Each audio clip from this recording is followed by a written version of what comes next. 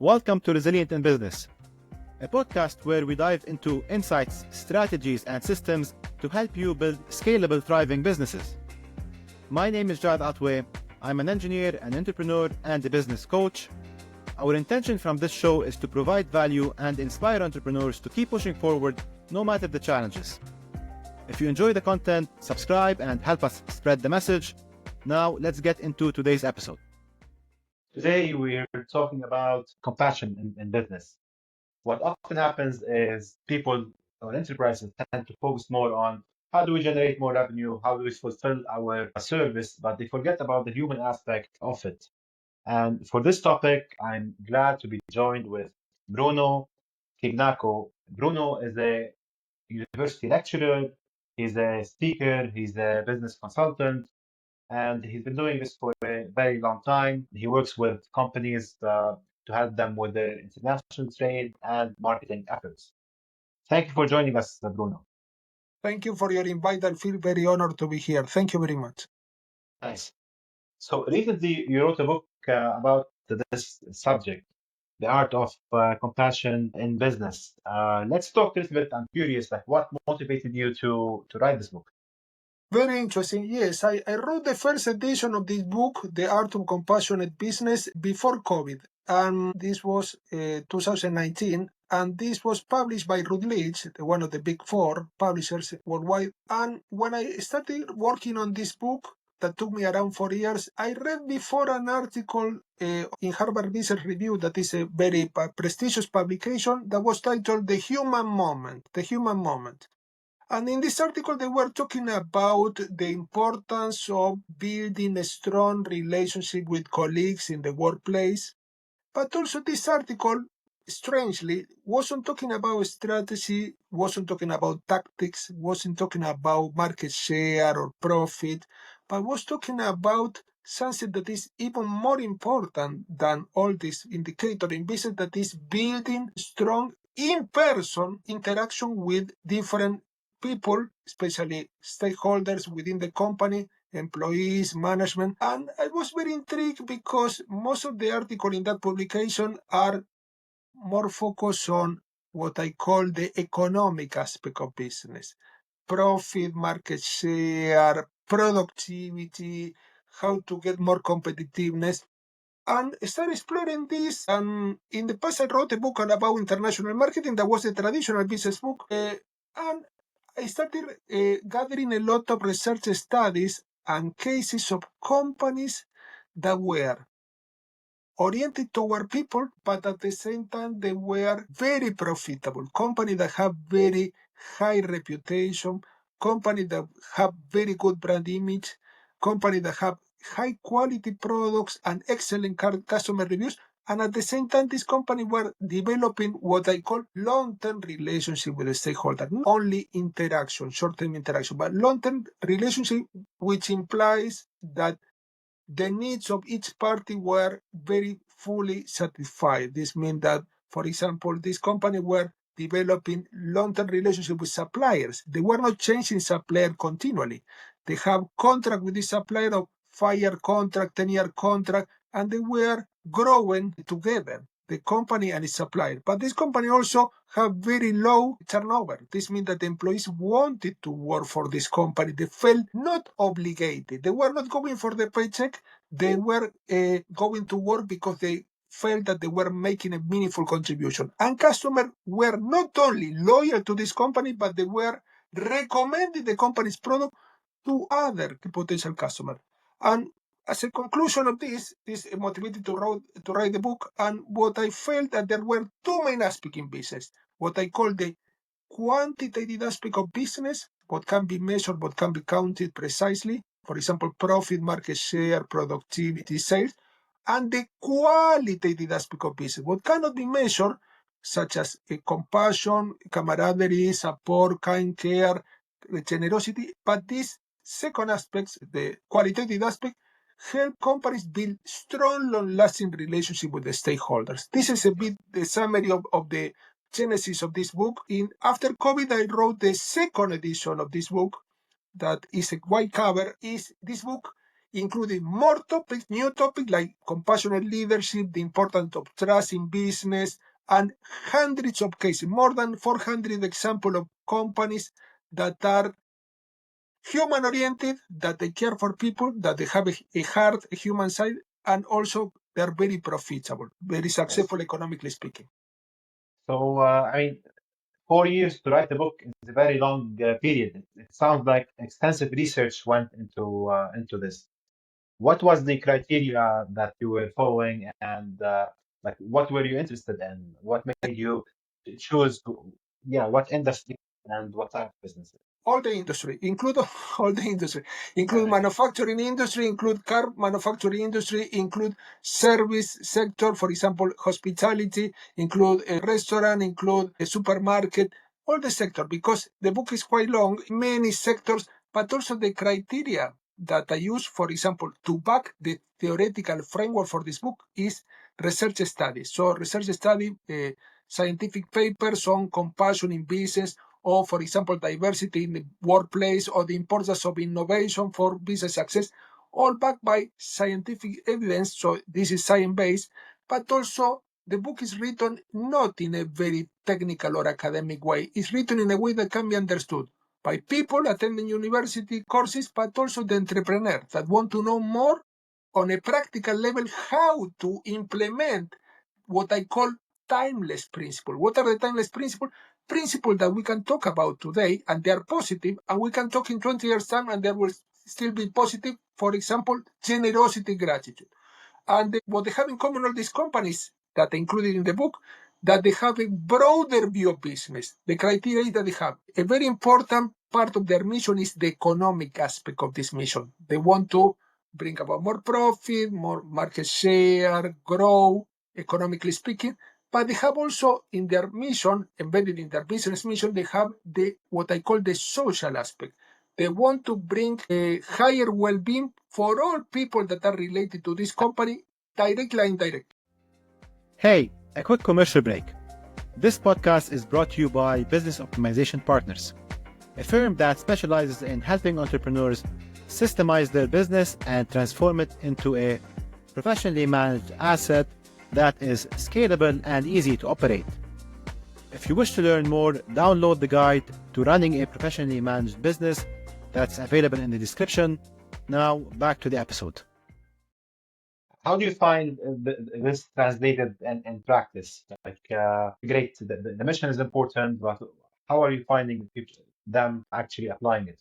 Very important. Well, I give you an example of a company that is mentioned in the book that is Patagonia. And Patagonia is a company that offers outdoor garment articles. And so this company has a very interesting motto that is our shareholder, our owners is the planet. So this means that they are trying to say in a very metaphorical way that they're supporting environmentally friendly projects.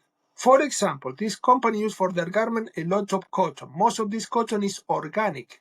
So this company has very important quality standard for the input that they use for the garment, and they look for input that are environmentally friendly. The organic cotton, as you surely know, it doesn't include any pesticide or herbicide or any chemical ingredient. So this means that this is environmentally friendly. But this company also made a lot of donations to environmentally friendly causes. And so this is quite important because their mission is not theoretical. This motto is not only a public relation gimmick, but it's a very concrete way of embracing the human side. In this case, the environmental aspect of their business activities. Yes. So let's go over the elements that you found are common in those businesses that are compassionate. So beyond, other than mission, what's Very important. One important element is generosity. Generosity implies that you are giving more than the stakeholder expect. For example, I give you an example. Trader Joe is a company that is very famous in America, and it's a grocery chain that is very popular. And if you see the grocery chains, how they are characterized in practice nowadays, most of the grocery chains try to automate their activity. They use checkout points so that they can get rid of some employees. They reduce the personnel and they try to use checkout points so that the customers have to check out themselves. It's not very customer friendly, especially elderly people that have some difficulties. So I observed this also here in the UK. And this company acting the opposite way to all companies in the sector. They are hiring more employees to do the checkout for people. And there is a very, very interesting example that I mentioned in the book. For example, there was a family with a child that was a bit restless. And the people that were at the till checking out the goods to be checked out, they were trying to entertain this child that was a bit restless, singing songs, dancing, and this appeared all over the news. So this means that did this employee have to entertain this child? No, it was not part of their work task, but they wanted to give more than they expect. These employees working for Trader Joe's, they are also providing customers when they're checking the shelves for advice. They're providing with advice, for example, of how to prepare the product. They are providing with recipes. They are encouraging customers to try some product, to test some product free. They can provide them with free sample with no string attached. So this is very wholehearted, very hearty, a warm approach with customers. They're not only taking into account customer like a figure in the database to contribute to profit. They're treating customers as real flesh and bone human beings that whose need required to be addressed in a very effective way. And these customers have not only economic needs, checking for products that are affordable and high quality, but also they have emotional needs. This means they need to be supported, understood, as in the case of this child that was restless, soothed whenever possible, clarifying any doubts. The employees are always hanging around the store because they want to see any customer have some difficulty or have any doubt. They're always available to clarify any point. And this company try to enhance what in marketing we call the touch points. Any interaction with customer try to elicit positive emotions. So what is the result of this approach? What I call excellent customer service, that this company has followers all over the social media platform, especially Instagram. They are dedicated social media accounts that are developed by customers that are very loyal, and they try to show without being paid the company's product, Trader Joe product, especially their own brand products, and also providing with recipe, tips, suggestions, and have millions of followers in every social media platform. So this is a result of giving more than expected. Research has corroborated the fact that when you are generous in business and in life, you tend to bring about a positive cycle of generosity. You are setting up a very high standard, and other people tend to reciprocate. In this case, customers feel indebted with Trader Joe's, and they feel compelled to leave positive reviews, to recommend their product to other potential customers, being very committed. And this is counterintuitive because most of the companies in business, in any sector, they're acting in a much more stingy way, self-centered way. No, let's try to cut the cost, or no, let's not give anything free, or let's charge for everything. No, this company give away a lot of free samples. Why? Because they know that when customers test the product with no risk, if they like the product, they will come back to buy the product. If not, you are not obligating, you are not deceiving customers. This company, this is one example with the stakeholders, is not trying to deceive customers, not trying to manipulate customers. And I observe many companies that act in the opposite way, trying to manipulate customers, trying to deceive customers, trying to take advantage, and charging everything that they have in hand for this customer. Yes. Yeah, the people with the long vision are definitely more successful than immediate quick profits. Like that's absolutely. What's the attitude from the company towards its employees? What are they doing in order to make sure that they have Well, happy? I mentioned regarding employees, I can mention other examples. I want to give different examples. In the case of going back to one company that we mentioned before, Patagonia, they're so caring with employees that they are providing employees that are working, especially in the headquarters, with a site free to care for children. So like a nursery on site. So isn't that amazing? Paid by the company. And why is so important? Because they take one worry off the employee's mind. Supposing that you have a child that is very small, you don't have to take to a private nursery. The child can be in on-site nursery that belong to the company, and the parents can visit this child when they have a break during midday to have lunch. They can visit, they can see how they are. This is so important. Why? Because in practice, employees have a life outside work. And if you can simplify, you make this easier for them, they are more likely to be less stressed and contribute in a much more meaningful way. Instead, when you don't care about employees, but only ask them about project, strategy, budget, cost, only business topic, without talking about other aspects like their family, their life, their health. Well, this is incomplete, and the employee feel demotivated. So this company go an extra mile and try to provide these employees with very interesting benefits. There is another company here in the UK that is called Innocent Drinks, that, for example, in some of the places where the employees work, they have ping pong tables. Ping pong tables so that the employees, when they are in a break, they can chill out, they can play ping pong with the colleagues, they can socialize in a very relaxing way. This is quite important because at the end, it's not only about productivity, but productivity without a good break, a good rest, a good break time where you can let your hair down and relax and then come back revitalized is useless. So if you only ask for productivity, believing that this employee is a robot or an automaton, this employee is more prone to get related to the so-called phenomenon of burnout. Instead, when you allow employee to mix up some time of high productivity, creativity with some good break time, so this is more interesting because the employee can replenish their energy. Yes.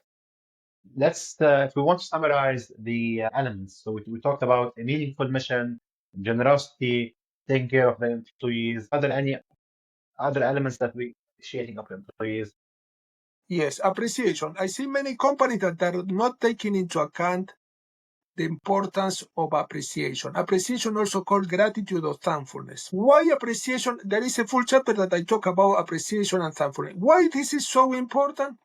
Because in practice, when you are appreciative, you raise the value of others.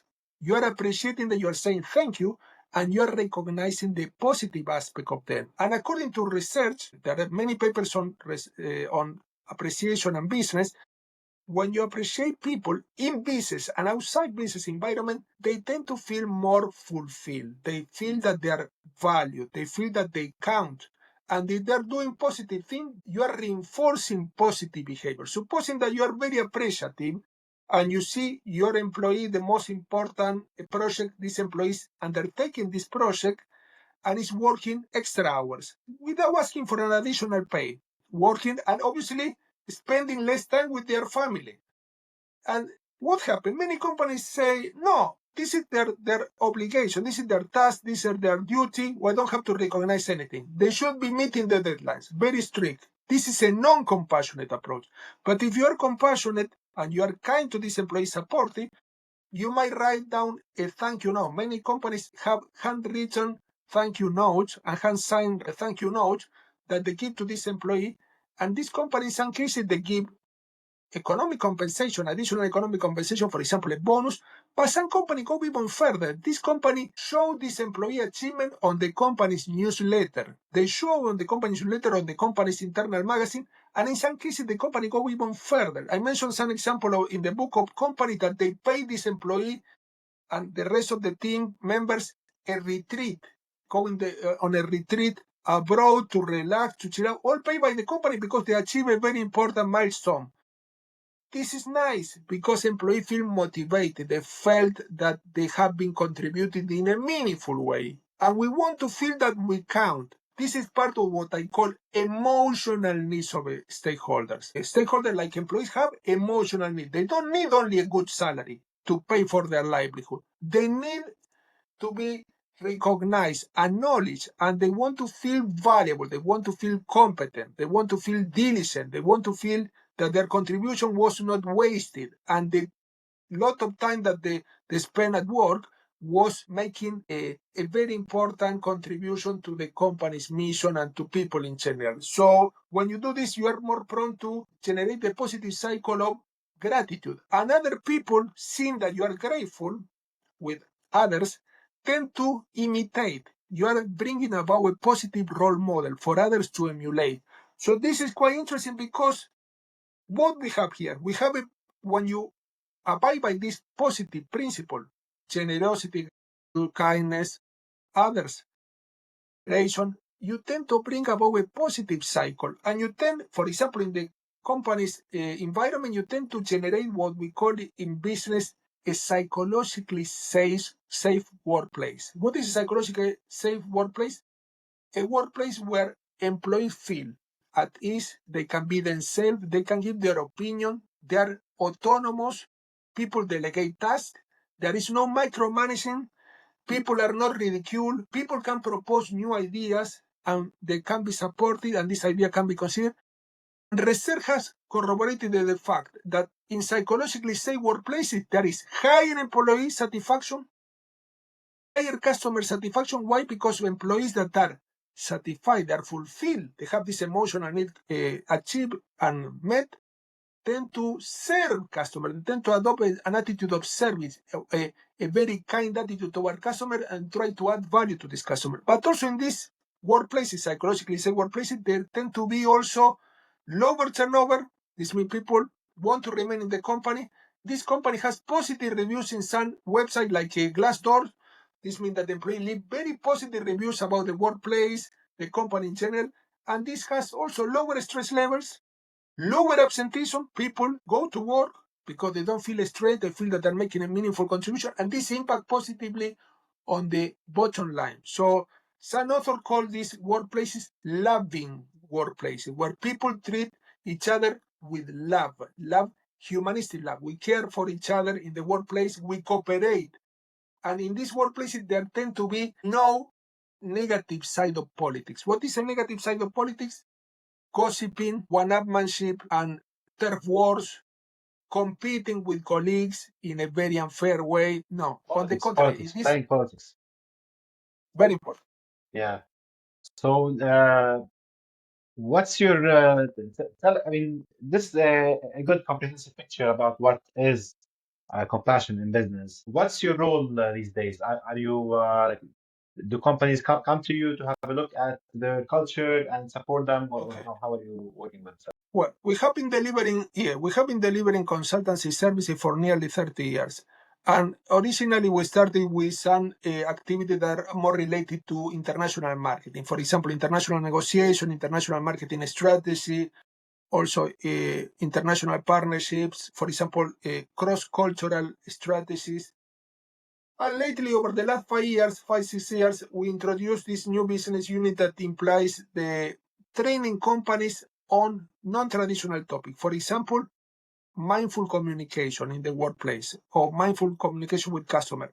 Compassionate customer service, how to be more compassionate with customer, how to treat customer in a much more supportive way. For example, adopting an attitude of service, but also some other training that we deliver are related to innovation and creativity in the workplace and how to bring about psychologically safe workplace. Well, generally we don't go promote our services. This come from recommendation of companies that have worked for us, and this is the way it's word of mouth. We have been doing it for such a long time that we don't need to promote. We don't put advert, nothing like this. But it's more about a recommendation and relationship with our previous client that recommend the new clients. Yeah. How can people get in touch with you? How can people contact you?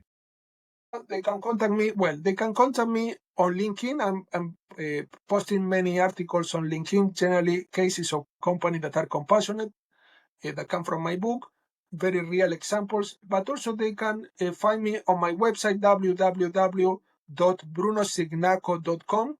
They might be interested in checking the book, the new edition of the book, The Art of Compassionate Business, second edition published by Routledge, that can be found worldwide, is published worldwide, online and offline, can be found in any bookshop, online and or offline, worldwide. And this is the latest edition of the book. I probably is the last edition of this book. Yeah. Thank you, Bruno, for this summary. I mean, it's very important to look at, as you described it, the qualitative aspect of our business. It's not always about how much money we make. as opposed to playing the long game here, making sure that our employees are happy. What can we do as well to make sure our clients are happy and stick around? So it was nice having you on this episode. Thank you very much. Thank you very much. Thanks for tuning into the Resilient in Business podcast. This show is all about providing valuable insights and inspiring entrepreneurs to keep pushing forward no matter the challenges. If you enjoyed this episode, be sure to subscribe and help us spread the message. See you on the next one.